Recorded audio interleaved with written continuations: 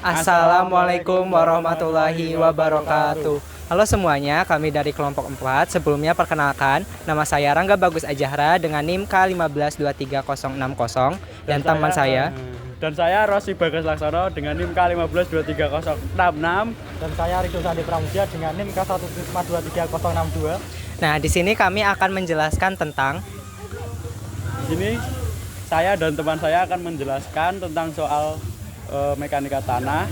Saya akan membahas dan menjelaskan soal permeabilitas tanah. saya akan membahas tentang tegangan efektif. Saya akan membahas tentang gaya geser tanah. Stay tune ya teman-teman, saksikan terus. Let's go, let's go. Baik, di sini saya akan mengerjakan soal permeabilitas tanah. Yaitu pertanyaannya, berapa banyaknya air yang mengalir persatuan waktu yang melalui lapisan tanah tembus air? Baik, kita langsung saja ke pembahasan soalnya. Dari soal ini kita sudah mengetahui K adalah koefisien permeabilitas rembusan tanah dengan besar yaitu 0,08 cm per detik, dan alfa adalah kemiringan tanah yaitu 8 derajat. Lalu ada perbedaan tinggi air pada tabung pisometer yaitu sebesar 7 meter. Lalu L adalah jarak antara tabung pisometer yang berjarak 50 meter. Lalu lapisan tembus air ialah 7 cm. Sebelum kita mencari banyaknya air yang mengalir persatuan waktu persatuan lebar, kita harus mencari I, yaitu gradien hidrolik, yaitu dengan cara kita menggunakan rumus I sama dengan perbedaan tinggi air pada tabung pisometer dibagi dengan jarak antara tabung pisometer. Langsung kita masukkan saja angka-angkanya, yaitu tadi kan perbedaan tinggi air pada tabung pisometer adalah 7 meter. Kita bagikan dengan 50,50, yaitu jarak antara tabung pisometer. Kenapa kok 50,50? Padahal tadi kan diketahui jarak antar tabung pisometer adalah 50 meter. Jadi sebelum kita memasukkan ke rumus gradien hidrolik, kita harus mencari sisi miring terlebih dahulu, yaitu dengan cara jarak antar tabung pisometer dibagi dengan kemiringan tanah yaitu cos 8 derajat. Lalu kita mendapatkan 50 meter dibagi dengan 0,99. 0,99 ini adalah nilai dari cos 8 derajat. Lalu kita akan mendapatkan perhitungan yaitu 50,50 meter. Jadi banyaknya air yang mengalir persatuan waktu persatuan lebar dari profil yang diberikan, yaitu kita menggunakan rumus Q sama dengan K kali I kali A, yaitu sama dengan K yaitu 0,08 cm per detik dibagi dengan 10 pangkat 2 untuk menjadikan kesatuan meter, dikalikan dengan I yaitu 0,138 yang kita dapat dari perhitungan tadi, dikalikan dengan A yaitu 7 kali cos 8 derajat dikalikan 1. Lalu kita mendapatkan 0,0008 meter per detik dikali dengan 0,138 dikali dengan 6,93. Lalu kita akan mendapatkan hasil yaitu 0,00076 meter kubik per detik per meter lebar. Nah, selanjutnya kita akan membahas tentang tegangan total, di mana di sini sudah ada satu contoh kasus. Suatu tanah memiliki dua lapisan.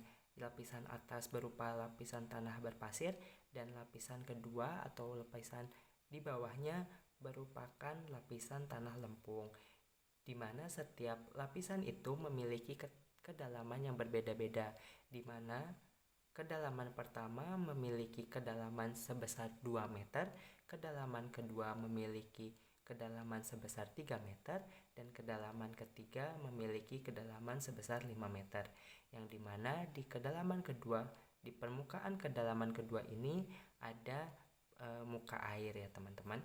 Nah, apa sih soalnya? Soalnya hitunglah tegangan total, tegangan pori, dan tegangan efektif pada titik Z.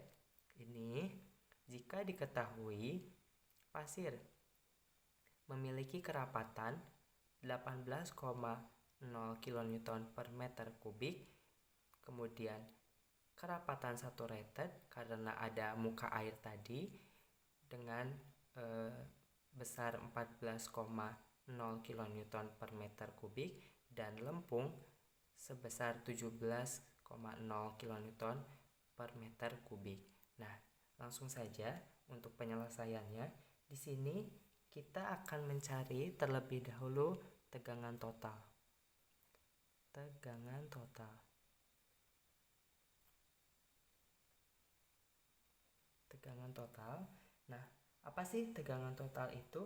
Tegangan total adalah tegangan yang terjadi pada tempat yang tidak terkena air.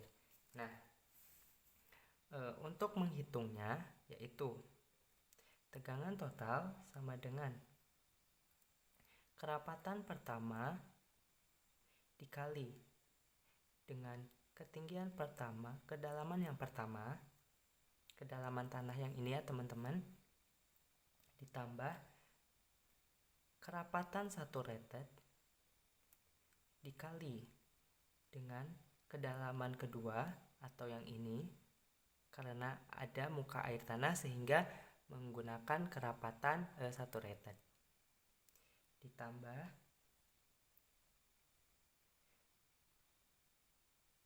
kerapatan yang kedua ini yang lempung, kerapatan kedua dikali dengan ketinggian yang dikali dengan kedalaman tanah lempung itu sendiri atau H3 ini. Kemudian kita langsung masukkan saja nilainya. Kerapatan pertama memiliki nilai 18,0 atau kita tulis saja 18 dikali dengan kedalaman H1, kedalaman H1 di mana memiliki kedalaman 2 meter dikali dengan 2 ditambah kerapatan saturated di mana sudah diketahui kerapatan saturatednya yaitu 14,0. Kita tulis saja 14 dikali dengan kedalaman tanah kedua yang dimana memiliki kedalaman yaitu 3 meter dikali 3 ditambah, dan yang terakhir yaitu kerapatan tanah lempung yaitu 17,0 kN per meter kubik. Di sini kita tulis saja 17 dikali dengan kedalaman dari tanah lempung itu sendiri yaitu 5 meter dikali dengan 5.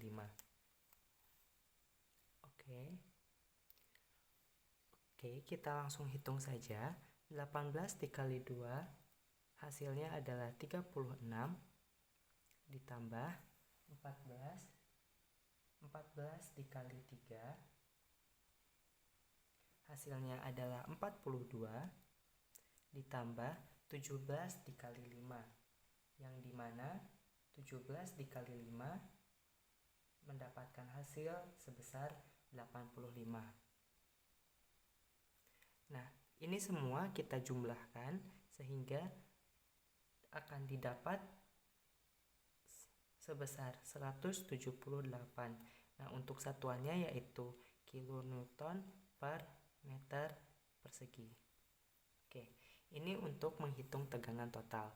Lanjut ke menghitung tegangan pori, di mana caranya yaitu tegangan pori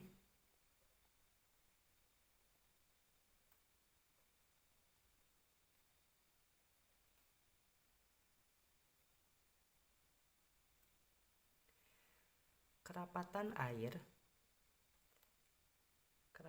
air dikali dengan dikali dengan kedalaman kedua Kenapa? Karena di sini terdapat muka air tadi ya teman-teman, sehingga rumusnya seperti ini. Ditambah dengan kerapatan air dikali dengan kedalaman ketiga atau H3. Langsung saja kita masukkan. Nah, untuk kerapatan air di sini saya menggunakan ukuran 10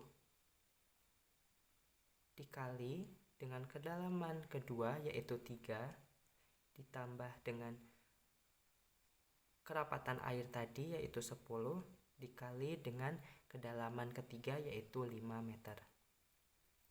Nah, langsung saja 10 dikali dengan 3 yaitu 30 ditambah dengan 10 dikali 5 yaitu 50. Jadi hasil dari tegangan pori yaitu sebesar 80 untuk satuannya kilonewton per meter persegi. Oke. Nah, kemudian kita akan masuk ke soal terakhir yaitu menghitung tegangan efektif, di mana caranya adalah tegangan efektif.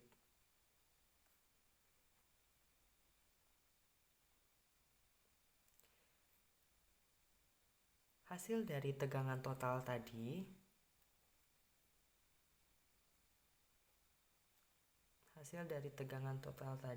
dikurangi dengan tegangan pori, atau bisa kita masukkan 178 dikurangi 80 kN per meter persegi sama dengan 98 kilonewton per meter kubik. Seperti itu teman-teman. Jadi itulah pembahasan tentang tegangan total, di mana kita dapat mengetahui tegangan total, tegangan pori, dan juga tegangan efektif pada contoh soal berikut ini. Terima kasih. Selanjutnya yaitu menghitung gaya geser. Bisa dilihat contoh soal berikut.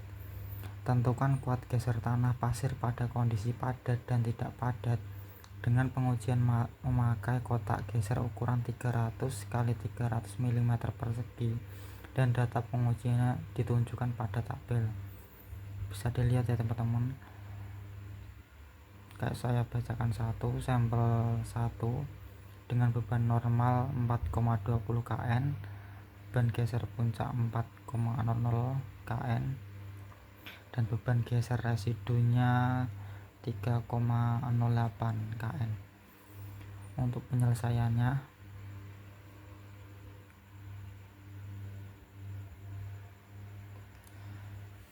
yang pertama-tama menghitung luas penampang. Luas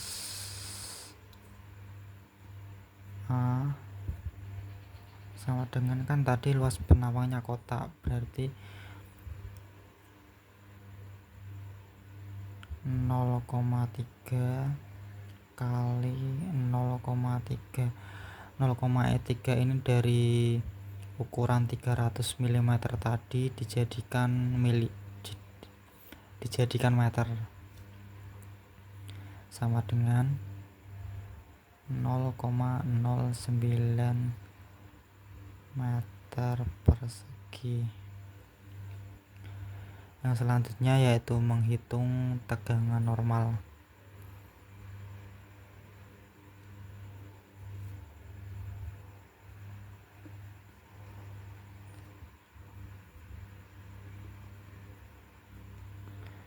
Dengan rumus sigma sama dengan N per A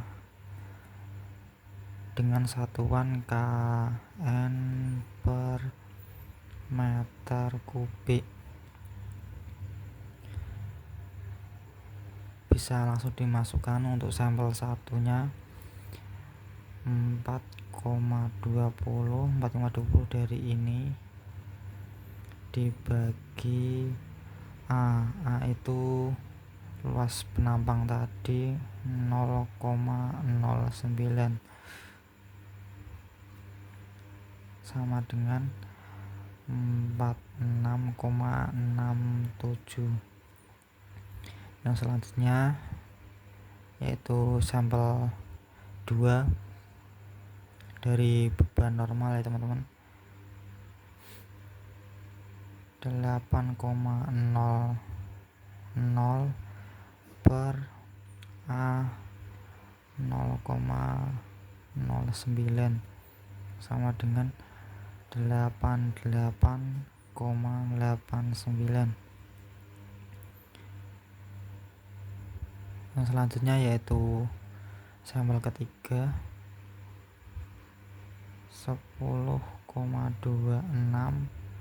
per 0,09 sama dengan 114. Ini satuannya kN per meter kubik semua ya teman-teman. Yang selanjutnya yaitu menghitung beban geser puncak.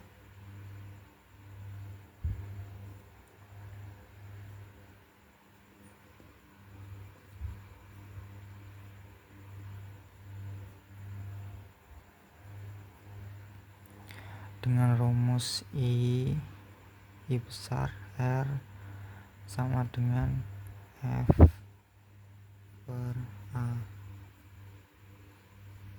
Untuk sampel 1 beban geser puncaknya di sini yaitu 4,00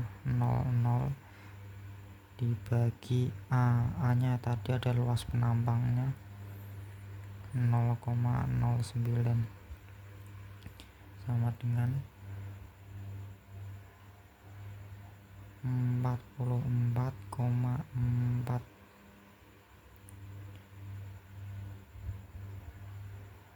Yang selanjutnya yaitu sampel 2 7,80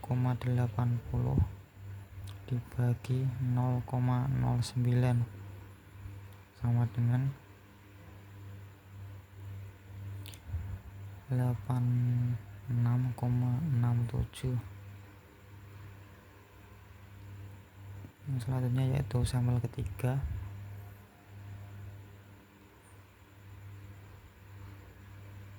10,00 dibagi 0,09 sama dengan 111,1. Tegangan geser residu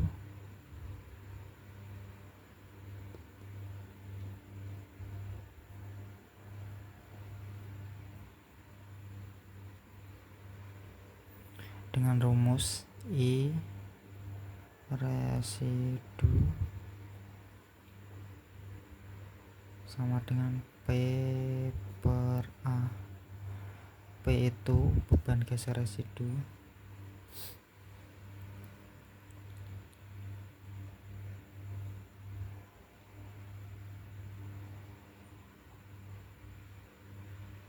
untuk sampel pertama tadi di tabel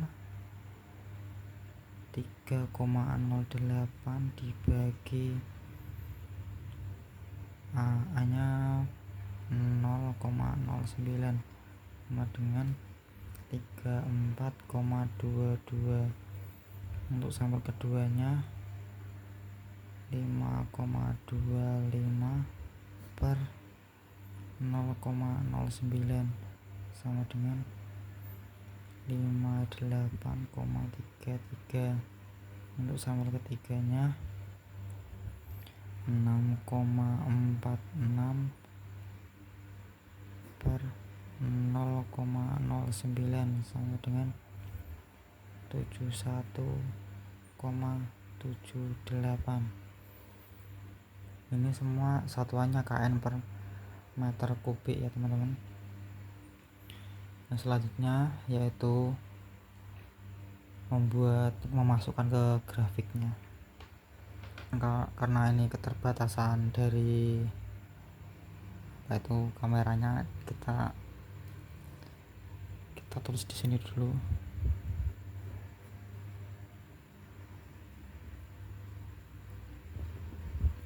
Biar kelihatan.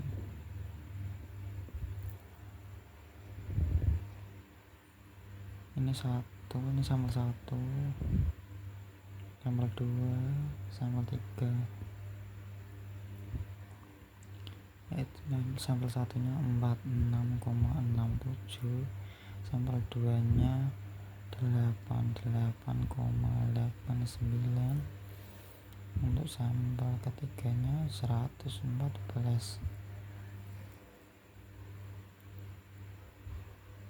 Untuk beban geser puncaknya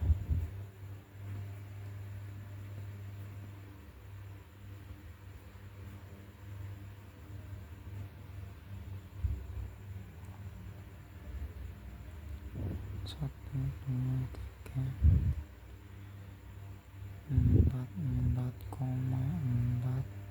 44,46,67, 111,1.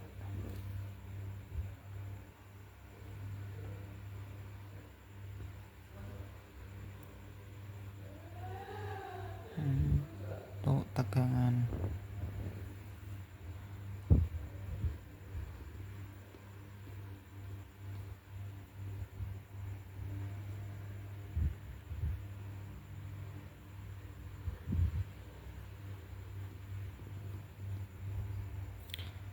geser residunya sampel 1, 2, 3,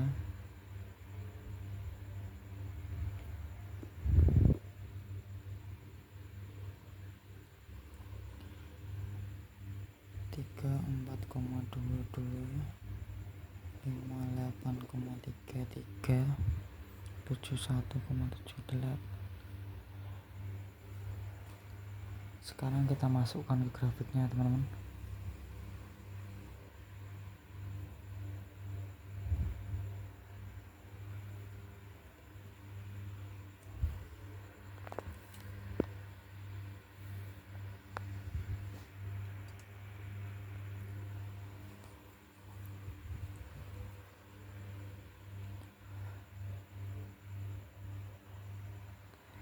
Untuk tegangan normalnya 46, kita ambil antara 40 dan 60. Ini sini kan 45, jadi 46 sekitar sini.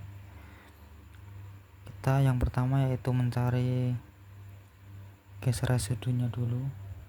Sampel 1 kan 46, sama ini sampel satunya yang residu 34,22. Jadi yang tegangan normalnya 46, untuk residunya 34,22, 34 sekitar sini.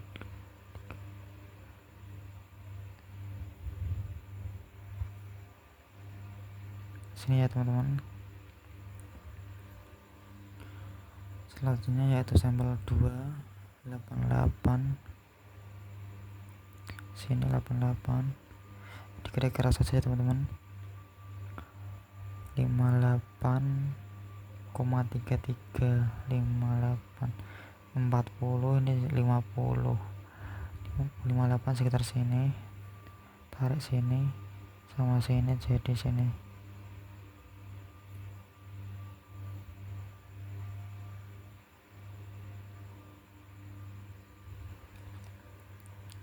Yang sampel ketiganya 114 dari 100 ke 120, kita ambil tengah-tengahnya, ini 110 di sini sekitar sini teman-teman. Untuk sampel ketiganya dari beban residunya 71,78,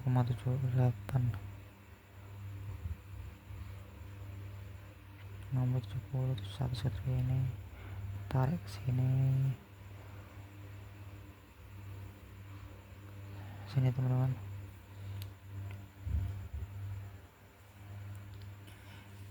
Ini bisa langsung digaris, garisnya lurus ya teman. lurus antara ketiga ini.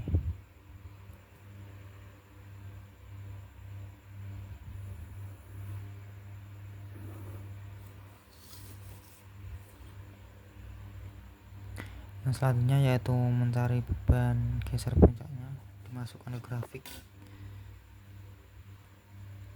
Tegangan normalnya masih sama, tinggal beban geser puncaknya. Sampel satunya 44 sini, sekitar sini. Ini masih sama, ini satu garis sini. Sampel 2 nya 86 sini.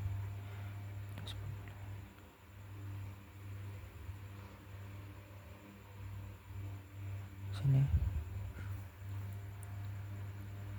Untuk yang sampel ketiganya 111 sini.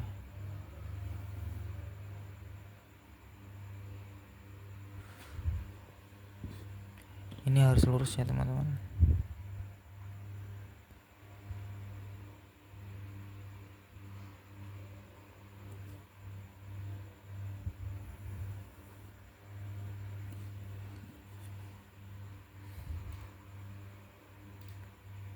Ini untuk C residunya dihitung, ini kan 20, sini 10, 5 ya teman, ini 5. Untuk puncaknya dari sini ke sini 8. Nah seperti itu ya teman-teman untuk menghitung gaya geser. Terima kasih sudah menonton. See you next time. Mungkin sekian yang dapat kami sampaikan. Semoga ilmunya dapat bermanfaat dan juga menambah wawasan teman-teman sekalian. Kurang lebihnya mohon maaf. Wassalamualaikum warahmatullahi wabarakatuh.